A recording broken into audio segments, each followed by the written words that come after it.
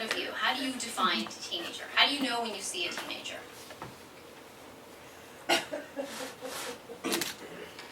Yes? Doesn't do what you tell him to do. Doesn't do what you tell him to do? Okay. So defiance. Okay. Very pure focused. Yes, that's right. So what else? Dreamer. A dreamer. I love your positive contributions. Yes, a dreamer. Testing their boundaries. Testing their boundaries. That's right. Yeah. So again, the risk taker, the risk taking behavior. And what's the way I think this is a really interesting question actually is because the way we define teenagers has changed across generations. And across successive generations, the teenage years begins earlier and earlier, right? As puberty onset seems to be earlier, and in particular in certain ethnic groups. And as individuals remain dependent on parents and other caregivers financially, socially, in many ways, throughout their mid-20s, the teenage period has become elongated. And so that's a very interesting question from a neuroscience perspective about whether that cultural elongation of this period of development is influencing brain development, or is it the case that brain development undergoes a much more protracted time of development that leads to this longer period of adolescence. And it really depends on who you, from a science perspective, it depends on who you ask. Some scientists define adolescence or the teenage years based on age, so maybe between the ages of 12 and 17. Others define the teenage years as simply a transitional period. So the gradual period of transition from childhood and into adulthood that is biologically initiated with puberty and socially determined with adult roles. And so here is where it becomes important or challenging to define what we mean by an adult. Similar to what is a teenager, when does someone become a mature adult, and what is maturity? And that question has relevance for policy and legal implications that I'll talk about at the end. But regardless of how we define teenager, the past decade has shown us that adolescents are not simply mini adults. They don't have the same capacities as adults. They don't have the same emotion regulation as adults. But yet they're not only overgrown kids, right? Kids may have, or often have, more limited views of the future than teenagers do. It takes them harder to learn certain things, cognitive tasks and things like that. And so adolescents are in a unique developmental window of time. And the neuroscience has finally caught up to this idea that has been, of course, understood in psychology for many, many years. And adolescence is a striking paradox. On the one hand, adolescents are arguably physically stronger than they ever will be. They're better able to grasp really complex concepts like complex math and physics and things like that. They're activists, they're dreamers, they stand up for what they believe in. They're more likely to engage in a cause and really become passionate about it. So that's all the wonderful things about the adolescent period. But on the other hand, it's a paradox because this is a time in life when they're more likely to engage in health-compromising, risky choices, behaviors. In the health domain, but then also in the social domain. Of course, this isn't teenagers. I think we've all been guilty of this. And they're also very peer-oriented in ways that sometimes seem to be less adult-oriented or less caregiver-oriented. And so this paradox is very interesting because although they are arguably in a period of strength and resilience and activism and vast learning, overall mortality rates increase over 200% during the teenage years. And this mortality isn't due, of course, to terminal illness or something like that, but instead based on behaviors that are emotionally driven by what I'll talk about, which is the limbic system in the brain.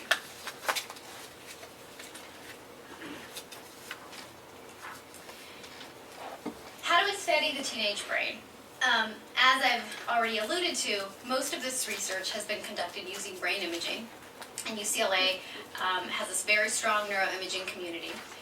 And here's a picture of a teenager getting a brain scan. How many of you have had a brain scan before?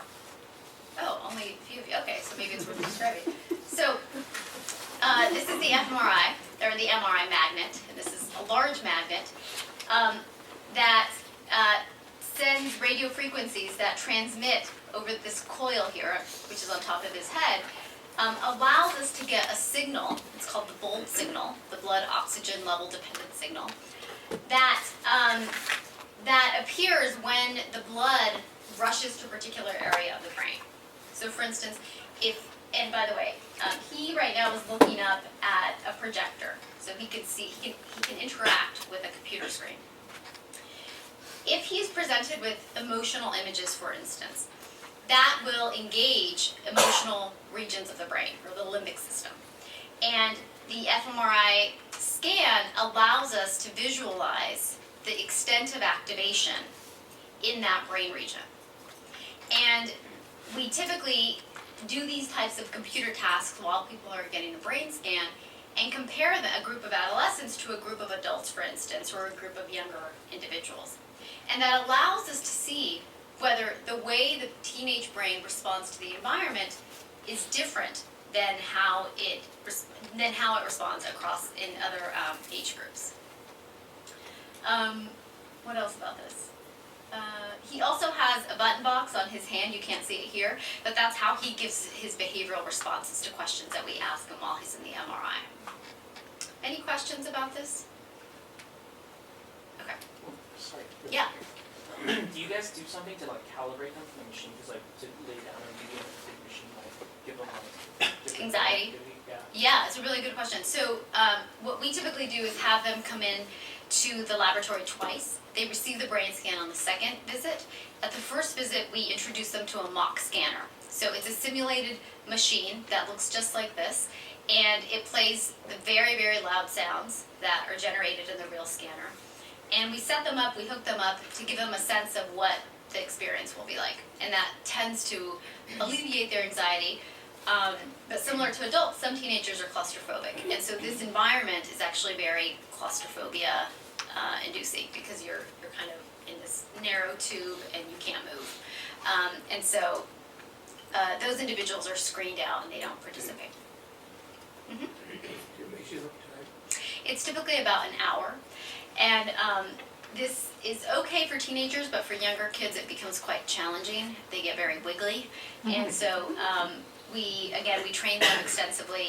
We talk to them while they're in the MRI and remind them to stay still. But we do lose a lot of data to motion, because if they move more than 2 millimeters, we have to discard the data. Because it's similar to taking a picture with the camera, where if the subject of the picture is moving their head, it's blurry. And that's particularly important for brain imaging, because if we're trying to map brain activation to particular brain regions and it's blurry, then it's hard to get a read on the region that's implicated in, whichever psychological process of interest. Yeah? I don't know if this is a silly question, but No silly questions. or just silly people asking. How do you study the mind of a person who's claustrophobic? I have an answer for this that basically it's very hard. And I don't know of studies that examine people with claustrophobia, but I have a study where we are studying teenagers with anxiety disorders. And so they may not be in particular anxious about claustrophobia, but they're anxious in general. And so that makes it very challenging to study. In those cases, we ask them to be in the scanner for shorter durations of time. Sometimes their parent will sit with them in a chair next to them or something like that. But yeah, it's a good question. But that reminds me to say that all of these data are from individuals who volunteered to be in the study, who were able to withstand the time in there and the claustrophobia potentially. And so it's a self-selected group of individuals, right? This is not representative of everyone who in this age range, clearly. Any other questions about the process? So, Yeah, so your volunteers use the dye or don't use the dye? they don't. So, so an fMRI or an MRI scan is not, does not involve radioactive agents. So that type of scan is called a PET scan, positron emission tomography. And in that case, we inject a radioactive dye, and that tracer allows us to more closely look at the types of neurotransmitters involved in the brain activation. But PET imaging is not approved for use with people under 18.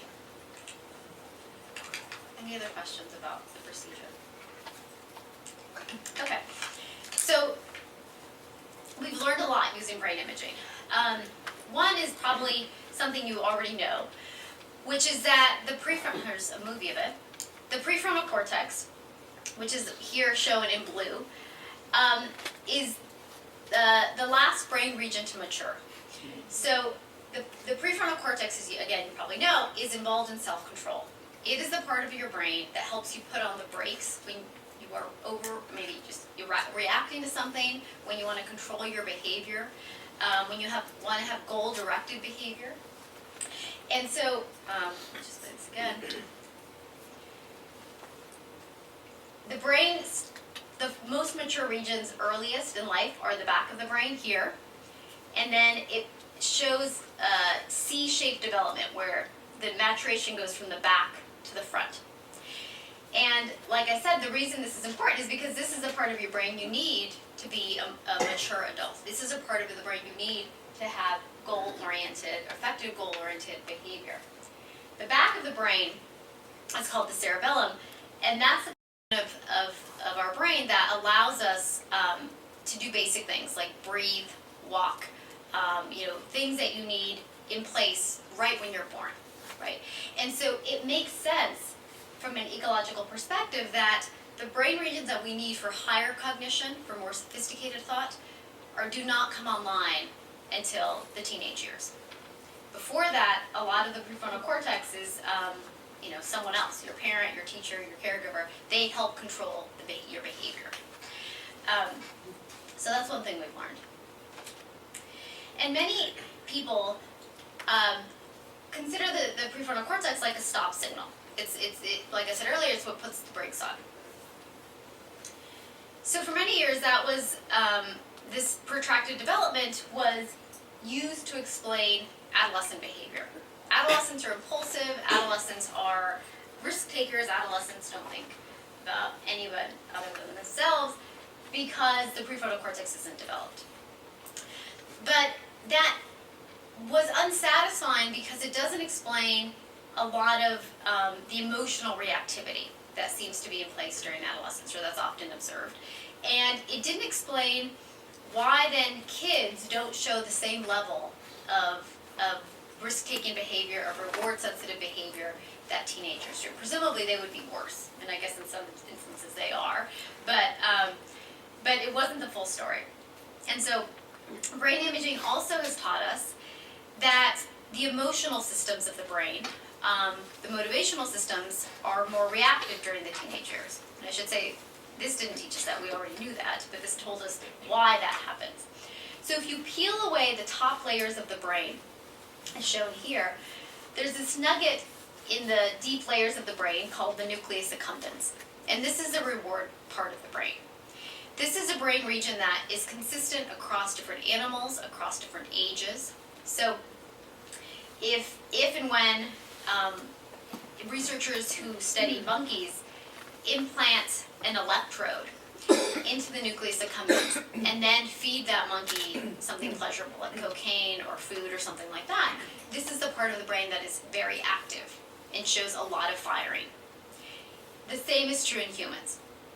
Using brain imaging, we know that when individuals are presented with something that they find pleasurable, like food or images of attractive people or drugs or something like that, it's the same brain region that is very responsive. And so this is sometimes called the go signal, the go part of the brain, because it motivates individuals to seek out things in the environment that they find attractive.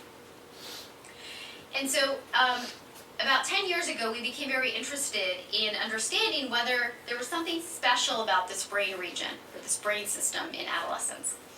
And so we brought in a group of adolescents, a group of adults, and a group of kids to the laboratory. And we gave them something that everybody likes, which is money. And so we presented them with images of money while they were in the scanner. And they were told that they would actually get the money at the end of the scan if they performed a cognitive task, and that's not as relevant here. But what we found is that when they were presented with the images of money, and we peeled away the top layer again, we found the same brain region, here the nucleus accumbens in yellow, was very active. And this is brain activation that is averaged over all of our participants. So all the kids, all the teenagers, and all the adults are represented here. But because we were interested, so we weren't surprised that everyone showed activation in this region, since it's the reward region, and they were being presented with money. But what we did is then we looked at brain activation in each of those groups individually. And we found that there was significantly greater activation. The y-axis here is showing brain activation. Each of these represents a different age group. And we found that adolescents had significantly more activation than the kids or than the adults, which suggests that even though they are experiencing the same reward, the teenage brain is more excited by it. And that becomes relevant later when thinking about how this may motivate behavior, how it means that this brain system is more sensitive to the environment in ways that can be adaptive for the individual or maladaptive for the individual. And we'll talk more about that in a second. But these data led to a model of adolescent neurobiology. So here's the representation of the model. So the model is that, presumes that in adults, our go systems and our stop systems are in relative balance with one another. Of course, there are individual differences. Some adults are more controlled, some adults are more impulsive and reactive and whatnot. But in general, as adults, our systems have come to be in equilibrium. But that in adolescence, there's what's called a neural imbalance. And that the scale is tipped towards the go systems.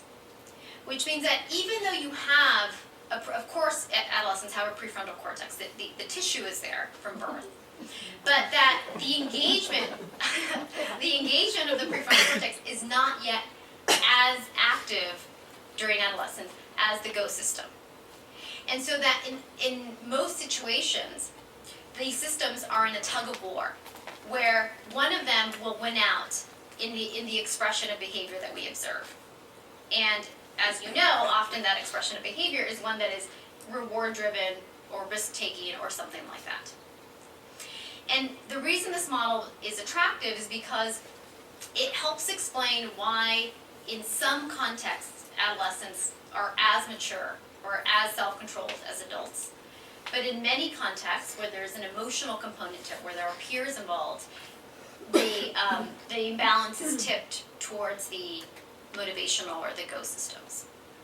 Does this concept make sense? Or maybe I should, okay.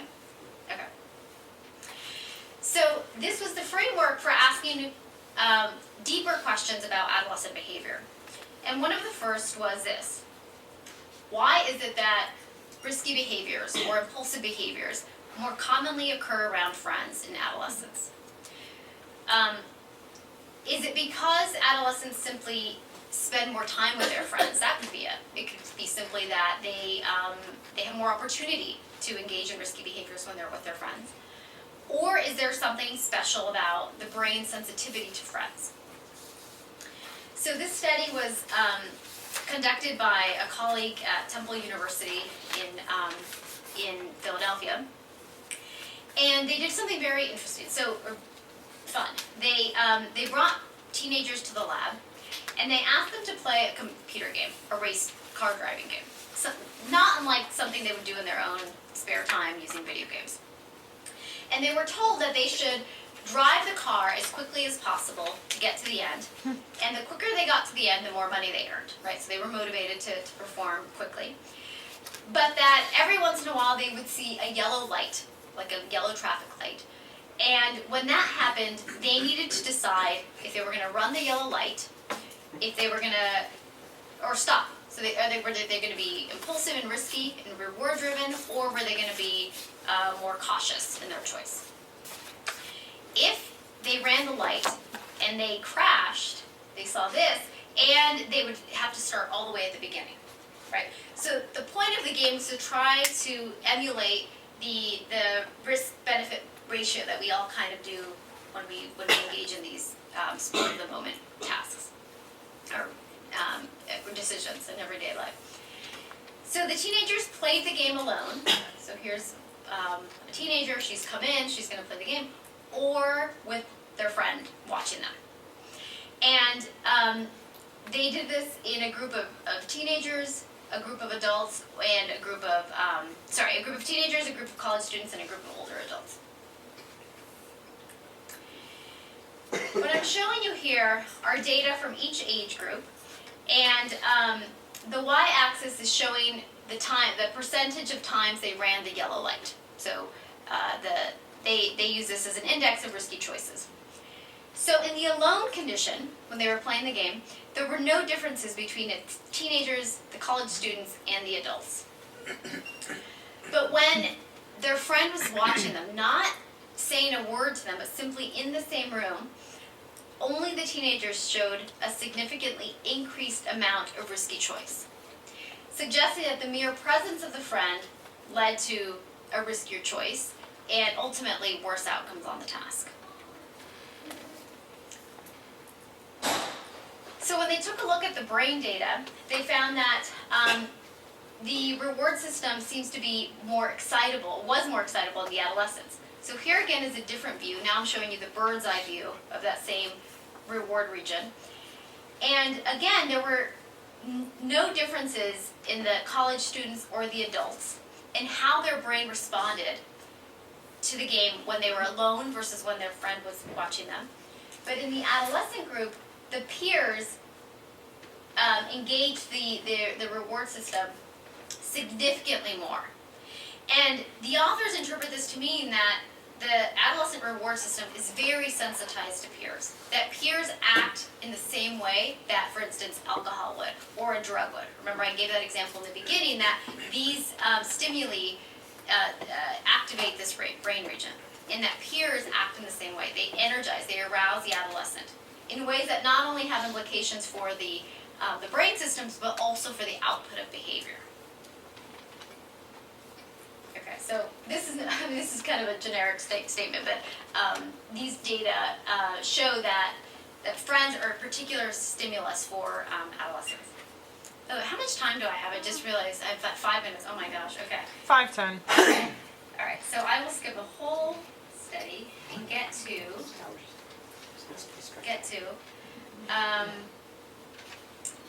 how I'll get to the so that might be an example of how the neural imbalance is working against them. It's not working in their favor, right? If friends are leading to suboptimal decisions. But then how does the neural imbalance lead to positive outcomes? Can I ask a question? Yeah. What about when parents are wrong? Yeah, so that study has not been done, but they haven't brought in parents. But the investigators did a study where they either had a more senior investigator watching over the whole study or a college student, and when the more senior investigator was there, they dampened the risk taking. So I don't know if they were, consciously aware of it, but it seems to be that a more senior person dampens that response. So how does this lead to positive outcomes? Well, one, there's evidence that and evidence I won't talk about today, that the teenage brain is more plastic. That the reason it's more responsive to input is because it's more amenable to change from the environment, and that can be very useful for individuals who are transitioning from a state of dependence on caregivers to independence. Second, it facilitates learning. The brain region I've been talking about today, the nucleus accumbens, is not only implicated in reward, but is actually the primary learning center of the brain. And so we have data showing that adolescents may be more reward seeking, they may be more sensitive to reward, but this brain region is also better at learning from the environment. And our data show that teenagers outperform adults when this brain region is enhanced. And finally, the greater neural flexibility permits change that is based on positive influence.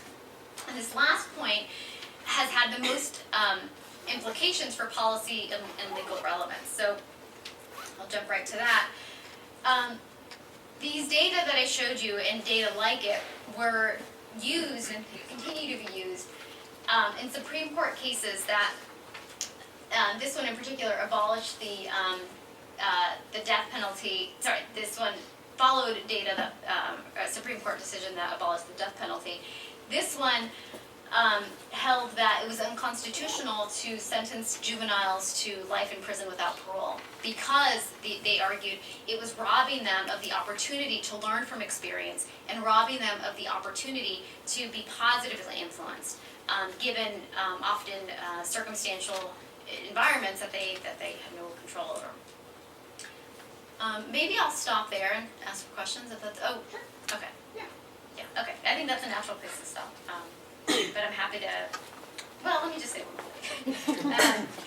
Okay, so this research has also informed not my research, but the field of this adolescent neuroscience has informed teenage driving laws. So I said earlier that teenagers aren't dying of cancer and things like that. They're dying of unintentional injury. Unsurprising, car accidents are the leading cause of teenage death. They make up about 73% of all unintentional injuries. A distant second is other causes or suicide or homicide. And so there's a lot of interest in bringing these numbers down, that teenage car accidents can be prevented. And so in California and in other states, there are now graduated driving laws that are based on the idea that you need someone else to help you with behavioral regulation, which is why you have to have a licensed adult. That's step one. Stage two is that teenagers, because they're susceptible to peer influence and they have this motivational system that's in overdrive, they're not allowed to have peers in the car, as you know. And finally, that simply, the fact that it is a graduated driving law appreciates that there's increased neuroplasticity that happens throughout the course of the teenage years. And finally, there's growing interest in understanding how the susceptibility or malleability of the brain may be a conversation that needs to be had vis-a-vis high school football and other contact sports. So there's been a lot of interest in better understanding the impact of these of concussions and other sports-related injuries on the developing brain. Because sports-related concussions account for the majority of adolescent brain injuries. And surprisingly, boys football accounts for about 53%. And the recent attention, not just of the movie Concussion, many of you saw it, was about this very issue, not in adolescence, but in general, in the NFL. This has been fueled by NFL lawsuits, by a White House summit on youth sports and concussions, and then here at UCLA, Steve Tisch, owner of the Giants, donated $10 million to a UCLA program devoted to understanding, researching, and disseminating education about the potential impacts of contact sports. Okay, so now on there and open it up for questions. Thank you. Thank you.